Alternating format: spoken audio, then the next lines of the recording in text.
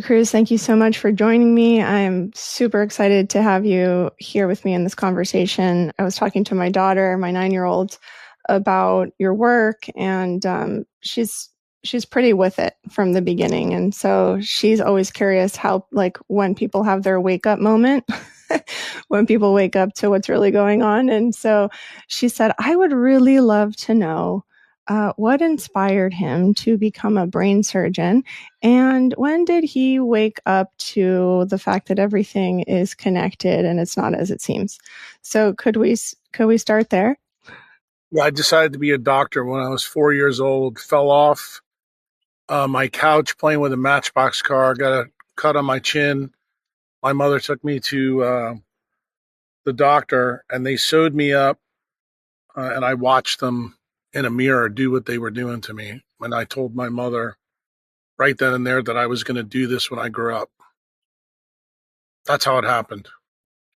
She responded just like I think any mother. Yeah, I'm sure, you're going to want to do 20 different things, but it turned out it was either that or play professional sports. And should have went to play professional sports, but my mother talked me out of that. That's a totally different story, but I never wavered. I didn't want to be anything else the whole time I was a kid. And so through your arc and going through medical school and residency and all of your experiences in our conventional medical framework, like, when was that moment that you said, there's more to this than I can see? Well, it's medicine. Centralized medicine creates a lot of wounds, and it doesn't create a lot of wisdom, especially in doctors. So after being out of residency for 5 to 10 years, I started to realize that most of what I was told wasn't really working for the people that were coming to see me. And then magically something happened to me, and I retapped into the centralized medical program, asked them what I should do. They told me the same thing that I learned in med school. I did it. It didn't work. In fact, it got worse. So then I sat down and started to think about what Einstein said. If you keep doing the same shit over and over again and you think you're going to get a different result and you don't, that's called insanity. So then the real come to Jesus moment happened very soon after that, where I was giving a talk in Birmingham, Alabama, and something happened to me. And that's when it dawned on me that maybe the whole paradigm is wrong. Somebody was important in stimulating that, an orthopedic surgeon's wife, who gave me a book called The Monk Who Sold His Ferrari and 6 papers. And what was she trying to tell me? She was trying to tell me something that I think most people in the MAHA movement would probably get behind. That big pharma was the big issue and you need to really expose them, but I actually took it a completely different way. The book that she gave me was probably more germane than the papers, because it showed me that the cue to change was actually in the environment. And the environment is not something that centralized medicine focuses on. It focuses on the problems inside of you. They tell you that you're the problem. And it turns out the way we're actually built by nature is we have these colony of mitochondria, which is a separate genome than the nuclear genome. The nuclear genome is where DNA and RNA is. Centralized medicine and big pharma focus on that genome. Turns out decentralized medicine focuses on the other genome. And the other genome is created only by 37 genes. And all of them, 13 out of the 37, have to do with energy transformation from the sun and also from the magnetic flux on the ground. And that's the basis of all life on the planet through all 3 domains. So I decided to focus in on that genome about 20 years ago. Yeah, so as you were moving through this conventional framework, which is what a lot of people say in the world of birth and obstetrics and all fields of medicine, is that it's something from within, right? It's like the woman's fault, like her body has this disposition and this is why it's happening, hardly ever focusing on her relationship to the environment, her habits, lifestyle. Like, it's always this, you're just a victim of your genetics, right? And there's nothing that can be done. With women, the story is a little bit different, because women are different than men. It turns out that mitochondrial genome only pays attention to the mom. Why is that? Because mitochondrial genomics is only maternal. So I will tell you that women are far more important in this story than men are. That's not something that you get from centralized medicine. They treat men and women actually the same, but the reason why this is important, most people know about Mendel and Darwin and autosomal dominant and autosomal recessive, but here's the interesting thing. We have certain diseases, like mitochondrial diseases, where the disease shows up mostly in boys and not girls. And this has caused a huge conundrum, in OBGYN, medical genetics. And the guy that brought this to light 50 years ago is Doug Wallace. Doug Wallace is the world expert in mitochondrial diseases. But the classic disease that everybody's talking about right now, because they want to ascribe it to vaccines, is autism. And what people don't seem to realize is that autism has a mitochondrial inheritance. So autism is predominantly found in firstborn men.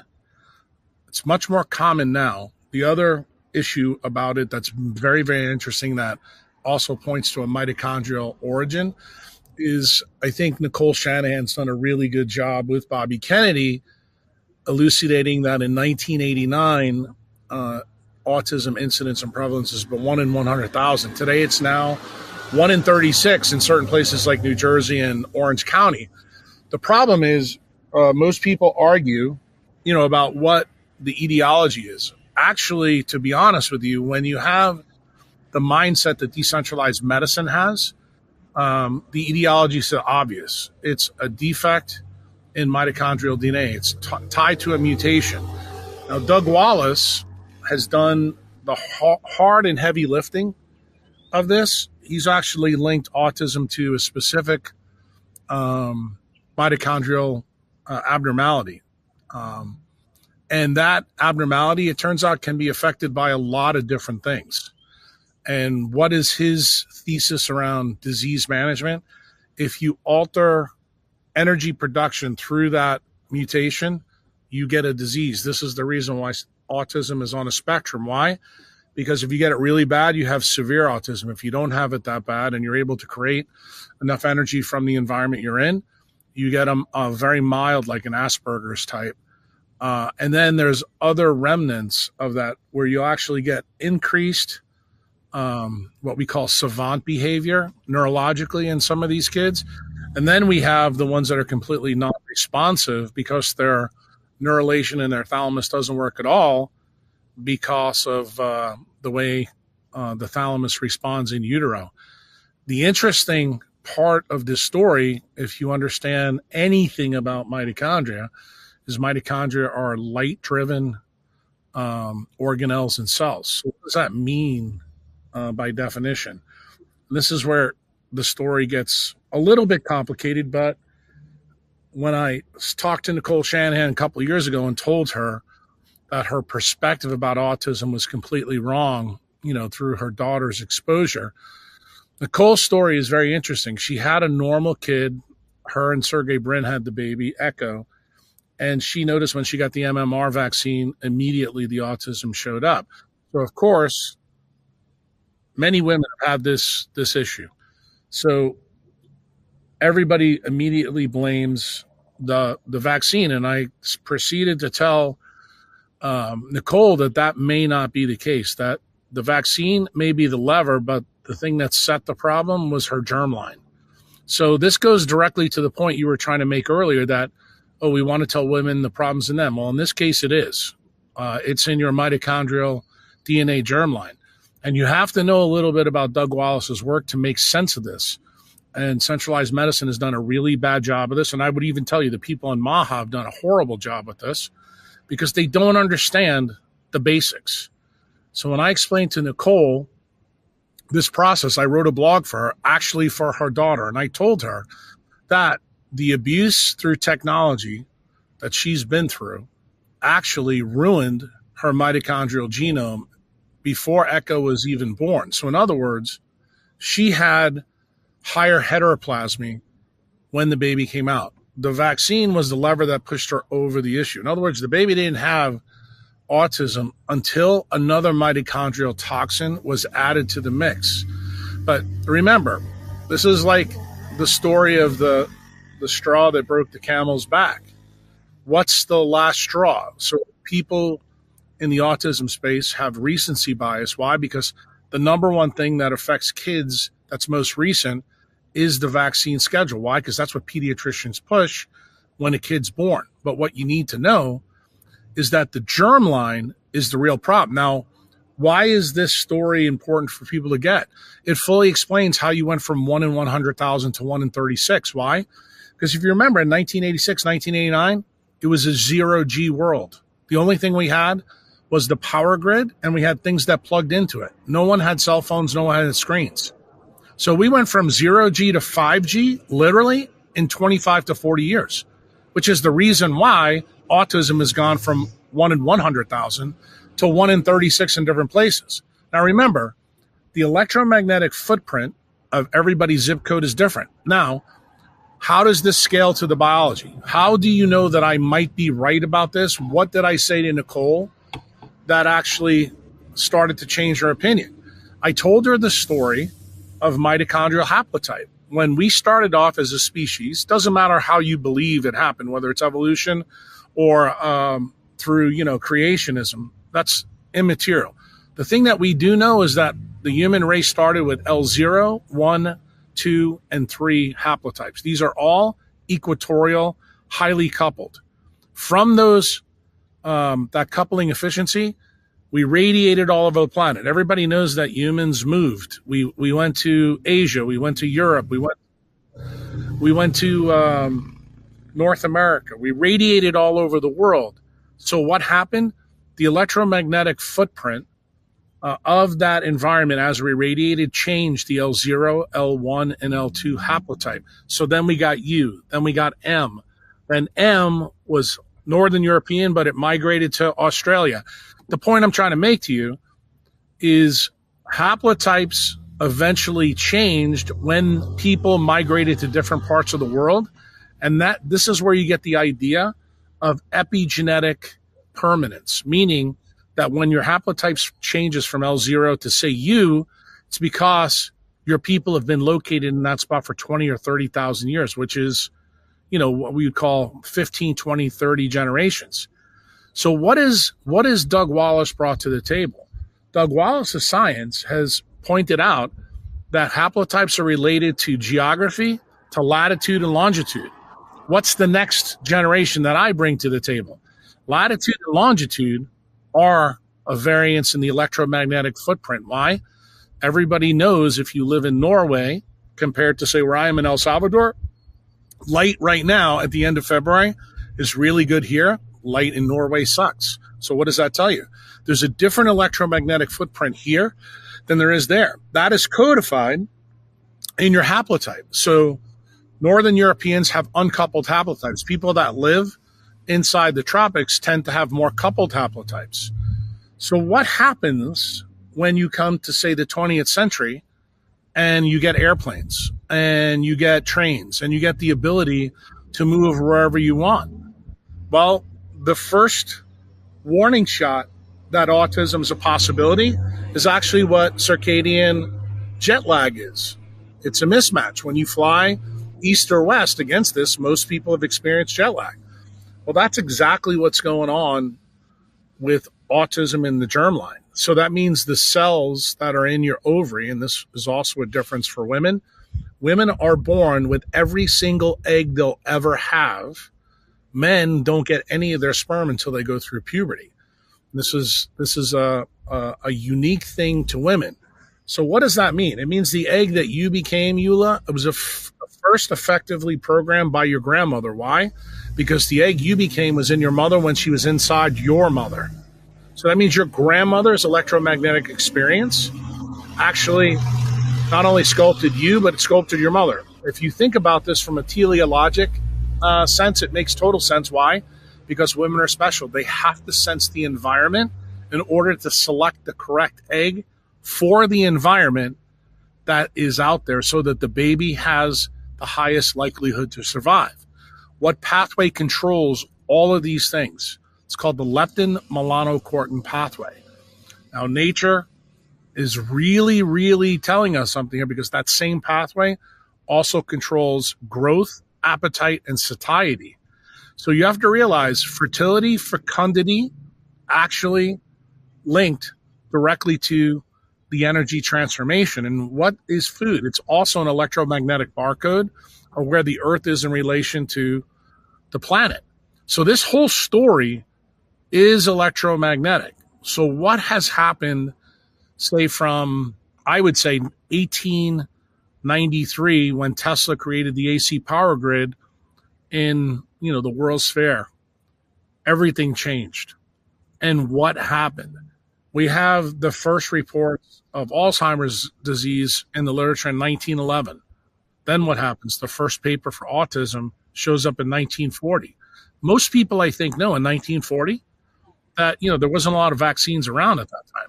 So that should clue you in that the vaccine story is a much later event. Did autism speed up quicker? Yeah. And it does look, if you look at Bobby Kennedy's timeline, that it corresponds to the 1986 law with autism. But what Bobby forgets and what Nicole forgot is what I reminded them. It also completely coincides with when everybody started using cell phones and screens. And it turns out light sculpts everything on the planet. If you don't believe me, you cannot have the food web without sunlight. And the same thing is true with people. And it turns out the big part of the story here is we now live in a world that has a ton of electromagnetic pollution. And what does that do to female germlines? It raises the heteroplasmy rate in the wrong places. And then when the baby is born, if something else happens to it that also affects its energy production, then a new disease can manifest right away.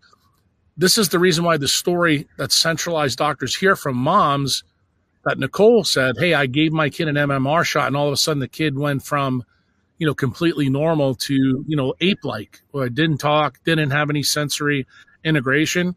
This atavistic effect, where we're going backwards. And it sounds crazy to the centralized pediatricians and OBGYNs. Why? Because they don't understand truly the work of Doug Wallace. What does Doug Wallace say? Doug Wallace says that chronic diseases can show up out of the ether. All you have to do is alter mitochondrial DNA by introducing mutations. And this is the crazy part of the story. Nuclear DNA is very stable, but mitochondrial DNA mutates at 1,000-fold rate higher. This is the reason why when we introduce mitochondrial toxins to the environment, that we have all the chronic diseases that modern man has. This is the reason why in recent podcasts, why I've broken away from Maha, why I've broken away from Bobby. I wouldn't say I've broken away from Nicole. Her and I are still pretty tight. But my mindset, I'm completely clinically based. I believe Maha is mostly pseudoscientific because it focuses in on the wrong things, specifically, food and exercise and, processed food. Processed food you can easily avoid. It's not a big problem.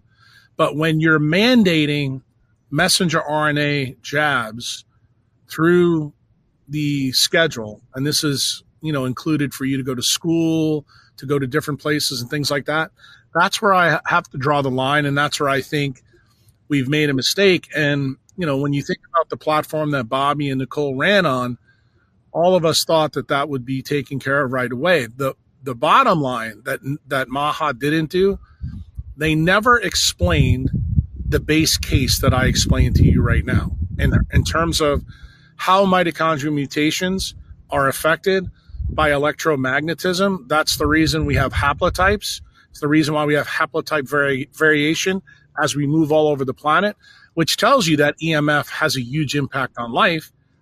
The EMF that sculpted the haplotypes was native, meaning terrestrial, normal. What happened after 1893? We added artificial, man-made, polarized ones that sped up all the diseases that we all know about now. Cancer, autism, neurodegeneration, heart disease. You name the condition, mental illness, all of them are tied to this same base case. And I have made that case for 20 years. And what do? I take each individual disease out and then give you a quantum explanation of why it happens. Why? Because mitochondrial DNA only concerns itself with energy production. And when you mention the word energy, it always brings up that guy with the funny hair. E equals MC squared. That's Einstein. And you have to remember, when you scale back to that, you have to realize that we have created a world now that's designed to steal energy from humans. That's what we're doing right now on technology. That's the reason I'm outside doing this podcast and you're inside. You're making a catastrophic mistake by putting that thing in your ear and being inside. The reason why? It's stealing energy from your brain. People don't realize when you make this error, over 50 or 60 years, it should be no shock why people are getting neurodegeneration, why they're getting dementia now in their 40s and 50s. When I was your age, no one used those things in their ear. That didn't come until the Sony Walkman. And the thing is, it's getting worse and worse and worse. The same thing is happening with multiple diseases. These days, there's people younger than you showing up into our office with carotid disease, with the inability to think. Dementia is going down. We're now seeing fit athletes that play soccer drop dead on the field, after they've taken the jab. The reason for that is the spike protein, as we just found out from the Yale study, is really now a permanent thing. Why? Because they're genetically modified by the platform. So that means the spike protein constantly affects their mitochondria in different places. Now, what determines where the spike protein goes? That's the very interesting story, because the spike protein in the platform is encoded in something called a liquid nanoparticle. That actually blocks the charge. So what does it mean? It tends to go to things that create an electromagnetic footprint. What is that in your body? Mitochondria. It creates electric fields because of the intermitochondrial membrane, and it has a spinning FO head for the ATPase that creates a magnetic field. We know this now. Why? And we can prove it. You've had the experience when you go to the doctor, they put an EKG machine on your heart, and we see these fancy lines. That's the electrical and magnetic deflections of your heart. We have fancy machines in neurosurgery that I use called MEG machines that check magnetic field. I can check your magnetic field out of your brain or your heart. Last time I checked it on somebody in their heart, it was 22 feet out of their chest. This is the reason when we make love, we make babies, we tend to do it face to face. Why? Because we're trying to get inside that magnetic field.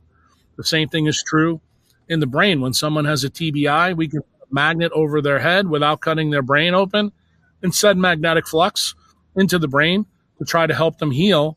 And the mitochondria in that area go through a process called apoptosis and autophagy. So we don't realize in centralized medicine truly how the system functions. And this is the reason why we're impotent to fix the chronic disease epidemic out there. And what I see going on in our country now, definitely an improvement from where we were prior to Bobby. But most of the people that, Trump has placed around Bobby, how shall I say this kindly, are going to dumb the science down.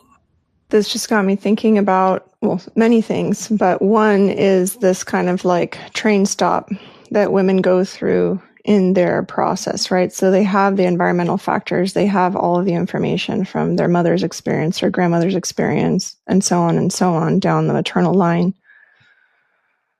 When they get to that conception point and they enter the system, right? Because most women need to confirm their pregnancy rather than just letting the body show them that they're pregnant. They need medicine or they need the system to confirm it. That's a mistake. That's the first mistake modern humans make. But there's no reason to do that if you're living truly in nature. Now, the reason that women do this is because they've been conditioned by the centralized system to do that. See, that's the wallet biopsy of the OBGYNs, or the wallet biopsy of the geneticists, or, the wallet biopsy that the hospital gets because they want to convince you that you need to have a baby in the hospital as opposed to doing it in a pool in your house. I try to remind people that, prior to 500-600 years ago, we had no hospitals yet. There's 8 billion of us on the planet now, to show you that, natural childbirth actually works. Nature's a pretty good, experimental lab. The problem is we've gotten in the way with our beliefs, and our beliefs have been born around the curriculums at medical schools that were born from the Flexner Report when Rockefeller tried to change the whole system to move us away from doing the things that wild animals do. If a woman misses her period 2 or 3 months, she knows what's coming. Now, if you want to do an EPT test at home and pee on it, I'm fine with that.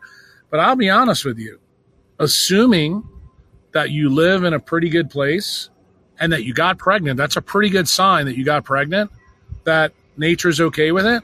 The real problem, the people that really need to consider centralized healthcare are the ones that have sex for a whole year with no protection and can't get pregnant, or the ones that took birth control pills for 10 or 20 years and can't get pregnant. Guess what? Nature's trying to tell you something, that you probably have no business having a baby until you get your environment cleaned up. But guess what? That's not the message the OBGYNs give. Instead, they say, go see my friend who's a fertility doctor, and we're going to put you on Clomid, and you'll have 19 babies, and some of them will have problems, but you'll still have a baby, because you're forcing nature to do something it shouldn't do.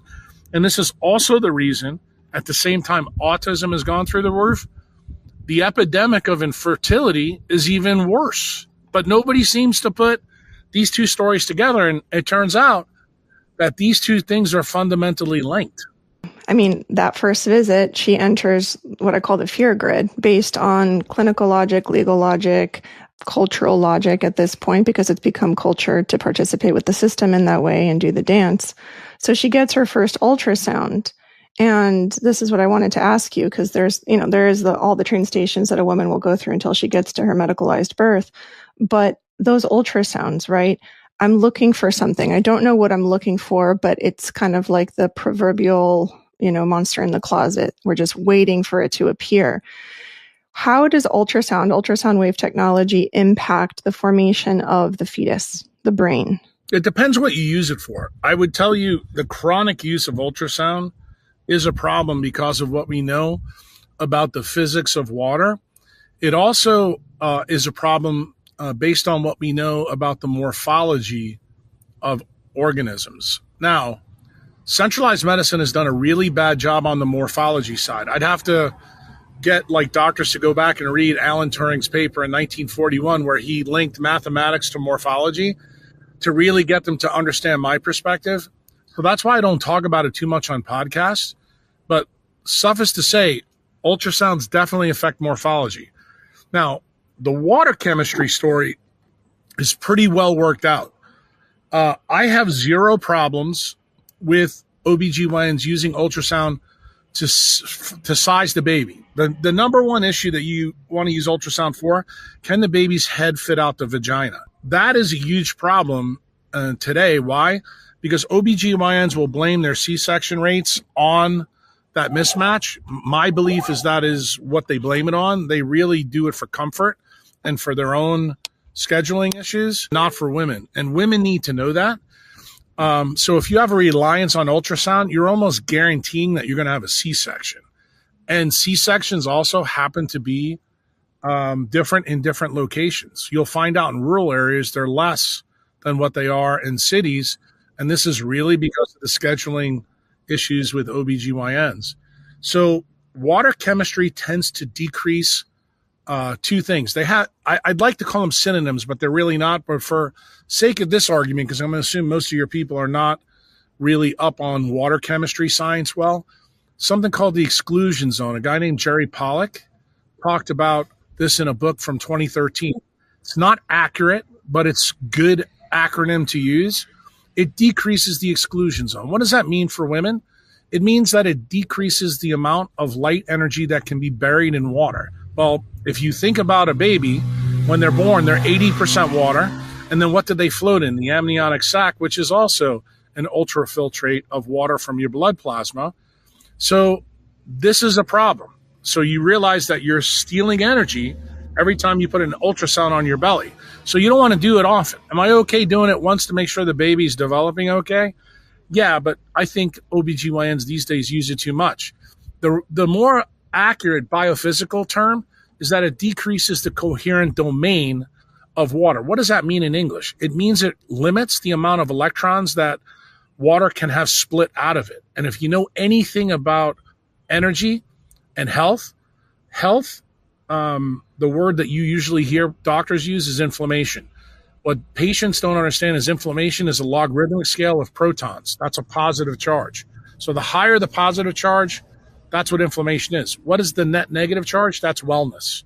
So the more electrons you make, the healthier you are. So how do you get a healthy pregnancy? By having as many electrons as possible. That means you want a lot of coherent domains, which is the reason why women, when they're pregnant, if you draw their blood, you'll notice that their blood volume increases tremendously. Why? They have way more water. They actually get a version of heart failure that's normal in pregnancy. And they dilute their own blood because instead of having 93% of their blood volume water, it goes up even higher. And it also turns out that they need that water for the baby as well, because there's a huge increase in water content. All of that is fostered by the hormones of pregnancy. The number one is called progesterone. What does progestation mean? Means that you start to retain huge amounts of water. And it turns out water is an electromagnetic capacitor. And what did I tell you before? From photosynthesis. All things grow from light. Well, it turns out we're just like plants, except we're a little bit more complicated. But we have the same processes going in on us. So water is a big part of the pregnancy story. So realize that ultrasounds chronically, if there's a reliance on them, it's an issue. I'm not here to tell you that, if a child is found to have hydrocephalus in utero, that you don't want to do something about that, then you're going to need more ultrasounds. In other words, the problem's found, but most pregnancies do not have those problems. Now, we also said that today in the modern world, if you live in a city, the chance of you having a baby with a problem is much higher than it is if you're truly living in nature. Right now, most modern women don't live in nature. Otherwise, 50% of them wouldn't be infertile. So you have to realize that that's a big issue. Do I also think that if you're using IVF to get pregnant, then you do need, by my definition, then you do need to rely more on centralized medicine to make sure that pregnancy can go all the way through. Are you more likely with a manufactured pregnancy to have a C-section? Correct. Is it more high risk? Yes. In fact, when I was in medical school, we used to consider any woman over the age of 30 a high-risk pregnancy. Today, the numbers moved up, I think, to 40. I would tell you because of electromagnetic pollution, I think the number should be actually 25. So that makes me a real outlier. And I think part of the reason that we don't do that is because fertility medicine, when I was training way back when, 40 years ago, no one needed it. It was very, very rare because no one had problems. Remember, this predated screens, cell phones, and electromagnetic pollution. The only pollution that we really had at that time was the AC power grid and the things we plugged into it. Today, that's completely flipped. And that's why I told you that it mimics not only C-section rates, but it mimics autism rate, and it actually mimics all the chronic diseases that we see, but nobody in centralized medicine has realized that that's the main driver. And when you sit down with smart people and you tell them that human evolution, human fertility, human fecundity, and actually your growth throughout your adult life is all tied to this leptin melanocortin pathway. And I always tell them, everybody knows leptin is in your fat mass. Everybody forgets the melano part is tied to melanin, not only on the outside, but on the inside. And it turns out melanin actually protects you from electromagnetic pollution. But remember, we have our friends in ophthalmology and dermatology telling women constantly to stay out of the sun and not make melanin. So what does that do? That actually is a prescription for infertility. So when you actually think about, what you said, when women stepped into the centralized paradigm, you don't even realize from the time they're little girls that have been putting that shit all over their bodies. That started their infertility story when you really understand the basics. And then the cultural problems is the last time little girls usually ran out outside without a shirt on is when they were 6 years old. That's also a problem. That actually tells you why we've got the breast cancer story we have now. It's also where the infertility is, because remember where your ovaries are, parts of your body that rarely get exposed. And all of these things add up. And then when you consider that we're living really in cities now that are probably more apt to be described as Chernobyl when it comes to, fertility and health, you begin to understand why we have this big problem. But this sounds like hyperbole to people who don't understand the base case that I made to you earlier about Doug Wallace's work with mitochondrial DNA and understanding that mitochondrial mutations that affect energy create diseases. And when you replace the energy back by doing things you should do, these diseases magically go away. It sounds crazy until you actually really parse his work out. And some of the stuff that he's done, it's stunning what you can do. You can actually make diseases that doctors think are incurable magically go away.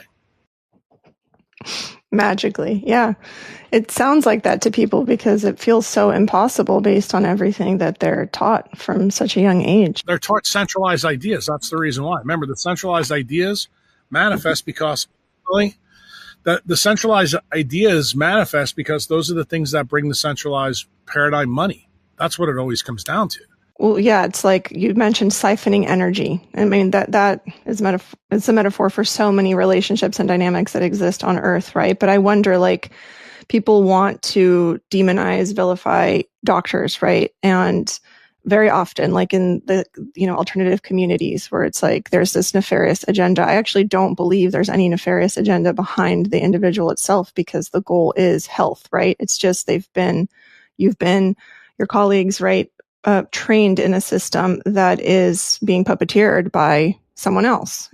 I don't know who that is. I doubt that I'll ever get exposure to who that is really, but people say, well, what's the point? Yes, they're making more money. Pharma's making more money. Institutions, big food, all the, agro making more money, but really like above that, like what is being siphoned? What is the end goal? And people say like, we're energy slaves, right? And through this system, control and money. That's what it comes down to. And, when you say that you don't understand who's behind it or never will, it's obvious. It started with the Flexner Report. It's the Rockefellers. Remember, these are the same people tied to the Federal Reserve. If you want to know why science has been stolen, why centralized medicine exists, it is because of bad money. And bad money means that they need to create ways to get money. So it's much better for you to be a patient and use all their bullshit solutions that don't work over 70, 80 years. And each train stop you have in your life, there's a new set of circumstances where they can harvest you as an economic slave. And how is this codified? Like, what's the code that allows doctors to be idiots? It's very simple. It's the medical school curriculum. Who sets the medical school curriculum? Big Pharma. They pay for the entire thing. The reason why doctors only learn a certain amount is because if you knew any more, you knew not to do what Big Pharma taught you to do in medicine, in medical school or residency. And that's kind of ties to, my come to Jesus moment. My come to Jesus moment was reading a fable called The Monk Who Sold His Ferrari. If you want to know the truth, there was more truth in that fable than there was in my medical school curriculum. That's actually what got me back on path when I started to realize that I have to begin to question all the things that I was taught. And this is where I would tell you where doctors are complicit. If you go through life seeing all this shit go around you and don't question what you're doing, then I'm going to tell you, you are complicit with the big pharma grift that's going on. See, I don't think I can give doctors a pass like you do. Why? There's going to come a period of time in every doctor's life where you just look at your practice and go, why is it, if you're an OBGYN, that literally 50% of women that come in can't get pregnant. Like, has that ever happened prior to the literature of 1970? The answer is no, it didn't. So why wouldn't a doctor question that? Well, you know why? Because no doctors go back and read the literature from 1970. And if you're a new doctor now, you're certainly not going to get taught that by Big Pharma, because if you were, you'd ask too many good questions so that you wouldn't push people down to the IVF drugs like Clomid. And that is the reason why this happens. So ultimately, the job of a doctor is to do, what I'd call post-residency training. Don't you think Big Pharma is actually controlling that as well? Doctors have mandated CMEs that they have to do. Do you know what the CMEs are in? In shit that you don't need to know. Why do they do that specifically? So that you never read The Monk Who Stole His Ferrari. So that you never read other things that may actually help your patients. It's the same reason Obamacare gave us the electronic medical record. Why? Because the electronic medical record allows us to focus on the computer for the hospital system and not the patient. What does it do? It subtracts time so that you can't ask the patient the questions that may actually help you become enlightened. So I would submit to you that I reject your premise. I think every doctor is complicit in this, whether it's direct or indirect. And I think when they hear this, they'll probably be pissed off at me, but I could care less. Why? I was ignorant up until the time I was 40 years old. But even at 40 years old, I realized that the things that I was taught to do weren't working for all the diseases that I was treating. And after I had my own issue, I said, well, since I gave crazy a try with me, why shouldn't I give crazy a try with patients to see if this works? And guess what? That is how JackKruse.com was born. What's important for this story is for people to understand that when you enter a relationship, especially when it's around fertility, having a baby, or even the questions later, like why is it that babies are getting more jaundice when they're born? Those are the kind of questions you need to ask. Or here's another one. Why is it that doctors tell pregnant women not to eat seafood, especially raw seafood? Why is it that no one talks about breastfeeding as much as they should when you're pregnant? Why is it that all women have to take prenatal vitamins? I mean, was there prenatal vitamins around when the Egyptians were here? Why is B12 associated, with some of the things that is? Why it's in prenatal vitamins? Why is there caudal regression syndromes today when we didn't really have that in the past? Like, these are the questions you need to ask. Or when you learn about chorionic villi sampling and say, why is my OBGYN suggesting that I get this done?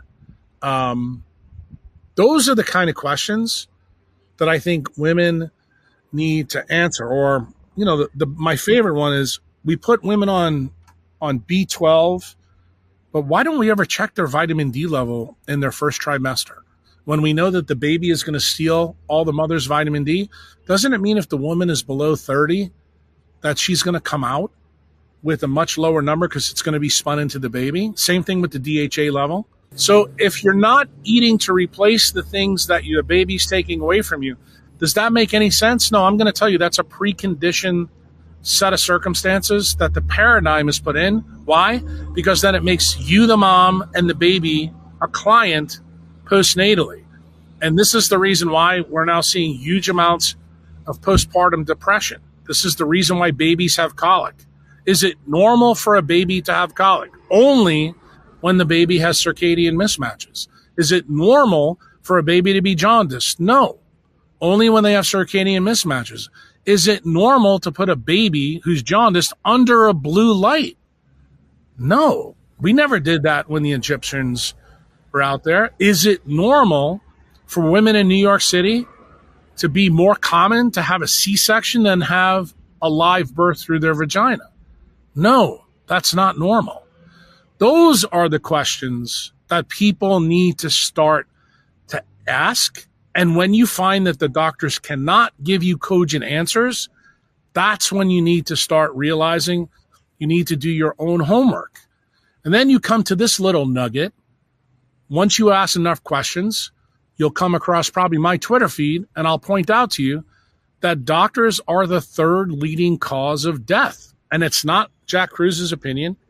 It's actually the Institutes of Medicine that showed that over 15 years ago. So then you got to start to ask yourself, well, if they're the third leading cause of death, could some of the things that they've told me while I've been pregnant or postnatally, should I believe everything they tell me? That's the whole point of being a mitochondriac. It's the point of never settling for less than you deserve. And that should be easier these days. Why? Because doctors have probably lost more trust in the last 4 or 5 years than anyone else. We don't deserve your trust if you want to know the truth. We didn't protect you from the government as we should have the last 4 or 5 years. So I'm going to tell you everything when it comes to fertility, everything when it comes to having a baby, everything that happens postnatally. You should not trust the people that you're using, and you should do your own homework. And the way you do that is by remaining curious and keep asking questions and keep pushing the envelope. And if you become difficult, so be it. But the bottom line is, when you have a baby and that baby's out, that baby is the single most important thing for you to take care of. You'll hear Elon Musk talk about artificial intelligence. I'm not interested in his version of artificial intelligence. What comes out of your vagina is nature's artificial intelligence. It's a little bit of daddy, a little bit of mommy, and then it's an alien that does things its own way. And you get to take care of that alien for 18 to 25 years and sculpt it. But remember, that baby's not like you, and it's not like your husband. It is a combination not only of your nuclear genes, but it's a big-time combination of those mitochondrial genes. And you have the ability to sculpt those genes, not only when you're pregnant, but even after you're pregnant. That means that you can change the direction of your child's life. The trajectory changes. And you need to know that that's the case. That's also something that the pediatricians and the OBGYNs don't really tell you. And what do they tell you? They tell you things that limit the trajectory. So if you don't give your moms raw seafood and seafood during pregnancy, you're not going to have a big brain. And this is something I will tell you. This will be controversial. Pediatricians and OBGYNs are usually in the middle to the bottom of their class. Neurosurgeons on the top of the class. We know a lot about brains and making them. I'm going to tell you, you need to have a lot of DHA to make a good brain. So if an OBGYN or a pediatrician tells you not to eat those things, I would strongly recommend you do your own homework and read some of the work of Michael Crawford or Stephen Cunane about human brain evolution. And you'll find out that the things that are in the marine seafood chain are about the best things you can eat when you're making a baby brain. So in this decentralization process that a woman and man might start going through, right? They want to conceive, they got together, or they're just discovering it after they've conceived. They're starting to become autonomous, self-sovereign. I think it starts before that. I think when you sit down and you're having a relationship with somebody, you have to get your light environment correct. That means man and woman. And if the man truly loves the woman, he needs to sit down with her just like you do before you get married, but before you have a discussion with the rabbi, a priest, or whomever else. What are we going to do to have a good baby? Are we going to have babies? If you're not going to have babies, you can throw this discussion out. But if we're going to have babies, we got to make sure that mommy's not working at night. Mommy's working and spending enough time outside. Mommy's vitamin D is above 60 nanograms per milliliter higher before mommy has a baby. Why? Because that's what decentralized science says is important to making babies and making good baby brains and making good baby bodies. Okay? That needs to happen first and foremost. Then the things that you wanted to bring in come in. Like, you cannot build the third and fourth floor of a baby's body plan if you don't have a good blueprint. Remember, that blueprint is sitting in your ovary and sitting in his sac. And you need to do a good job. So if he's putting the cell phone next to his sac and you're putting the laptop on your lap, no, you're not ready to have a baby, according to me. Yeah, absolutely. What does a decentralized, like, so for me, I remember my daughter, I had her in a Waldorf, part-time school. They're always outside. They would go inside just to bake, but they were mostly gardening and knitting outside and all that. It was important for her to stay in this natural biological rhythm, right? And kids at that age, every 20 minutes, they're shifting activities, right? They're not meant to sit at a little desk and stare at a wall under fluorescent lighting for 7 hours a day. So for her, she was in this natural biological rhythm. And whenever a kid would get, quote, sick, a cold or something like that, I wouldn't keep her home. I'd go talk to the kid. Don't treat him like a pariah, spend time with them, just be outside, play with the dirt, eat the sand. So I had deconditioned myself a long time ago for her. Now that she's in these environments, she feels like she's going to rip outside of her body if she spends more than a half hour inside. Not because she needs to she can't focus, simply because she needs to be under the sun or outside. And she's finding it harder and harder to find other children who, aren't on an Apple Watch, aren't on a screen, aren't talking about Taylor Swift. And it feels like a lonely world for her, right? So she actually just ends up attaching to animals or nature. I wonder, how do women find that courage to decentralize themselves? Because for me, it was a lone journey. I just was I don't know who's going to be there on the other side, but I'm going to do it. I don't think it's courage. I actually think it's curiosity. It's like this. Would you be okay taking your kid into Walmart and getting the shit kicked out of him? No, but you're okay putting your kid in a school where they're in front of screens and Wi-Fi for 8 to 10 hours a day? It's the same process. Remember, when you get beat up, you get a TBI. Effectively, what non-native EMF causes to your brain is a TBI. So you're actually doing the same thing, except you don't have bruises when you use technology. And when you actually think about it like that, then you realize, remember, you're not designed to be their friend. You're designed to be their parent. So you have to protect your child. You're not going to let a kid that doesn't swim go next to a pool without floaties. Same way you're not going to let them go to the beach when there's big waves and they're not good swimmers. I would say to you, this is common sense, but the fact that you're telling me it's not common sense tells me that almost everybody's low dopamine. Why? Because of all the things that I talked about with screen technology on the Danny Jones podcast with people. People don't realize that when your dopamine and melatonin levels have been stolen by the things you're most addicted to, which is technology. Remember, technology is what brings us inside. I mentioned it to you. You're inside now doing this and I'm outside. So I'm even trying to give you the lesson during the podcast that, no, I don't care if the audio and the video is not good enough. What I think is the most important thing in podcasting is actually, are you getting a message through to the audience that actually resonates?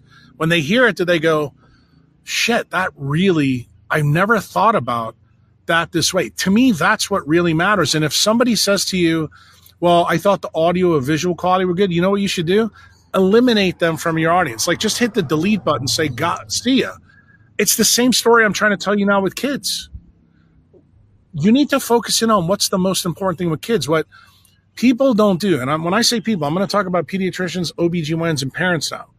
You don't realize, as a brain surgeon, your brain is not fully myelinated till 25 years old. Myelin actually protects you from electromagnetic pollution.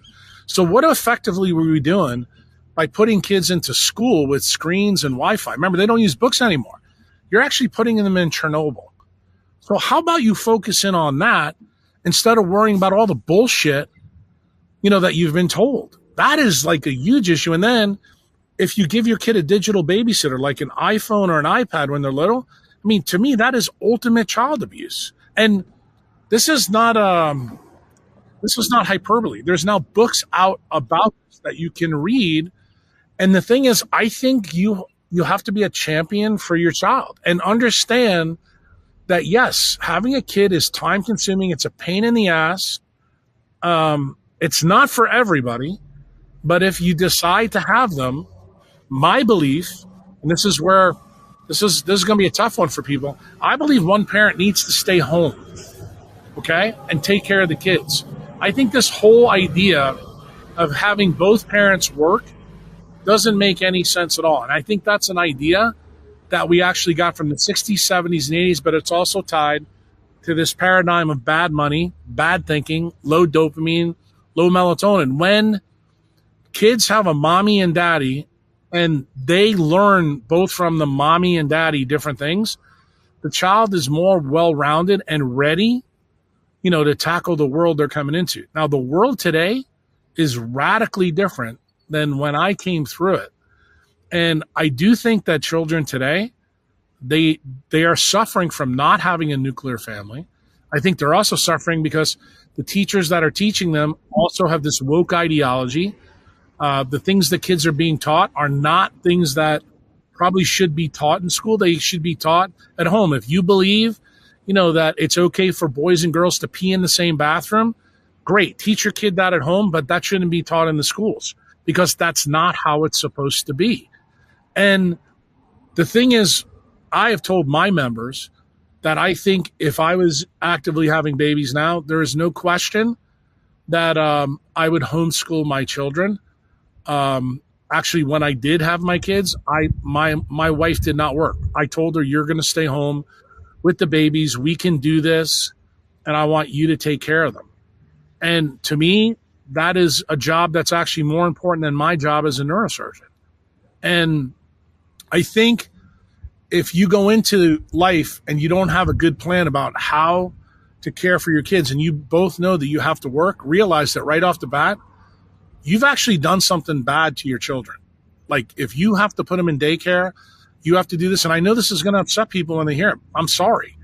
I just don't think that's the best choice for the kid. I understand you may want to have a baby, but I believe if you're going to have a kid, don't give it a C, a D, or a B life. Give it an A life. Give it the best chance that you can get.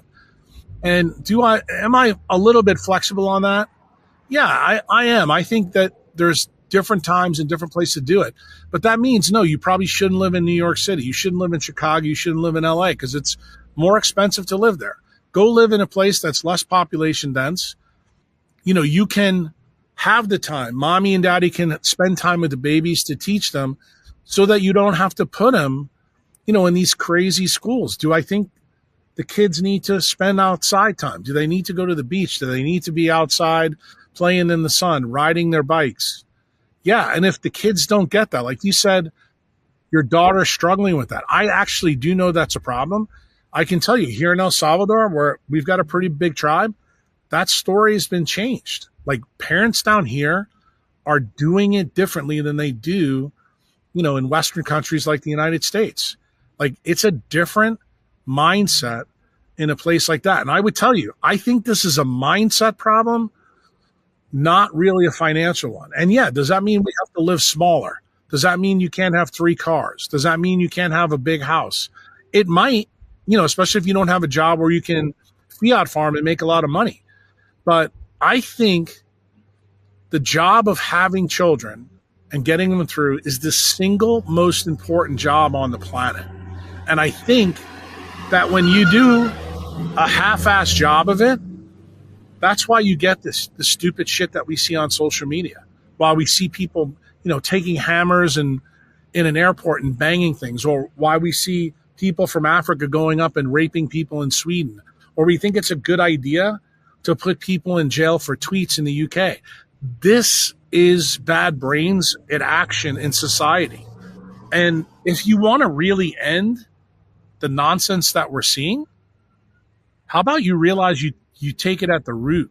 And the root is when that baby's inside of you. And when that baby is being developed over the first 20 years of life, I think that just like a garden, if you want your garden to look nice, you have to tend to it.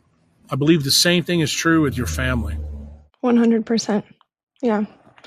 I couldn't agree more. And it's a matter of priorities at the end of the day, right? Because to decentralize in the way you approach life is a reshifting of value systems and priorities, which is not always easy because it might mean losing family. It might mean losing comforts. It might mean losing the world as we know it, right? And when our reality shifts, it's pretty freaking scary.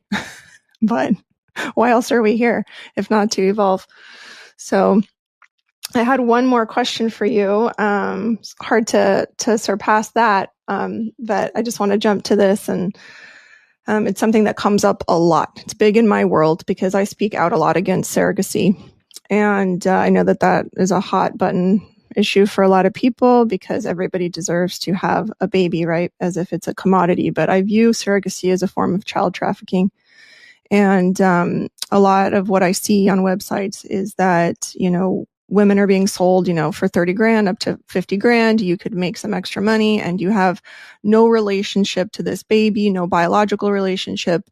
They don't really talk about energetic or emotional very much, but they say, don't worry. Like, you can go back to work and everything's fine as if it never happened. And now you can pay off your student loans or whatever it is, just more self-enslavement talk.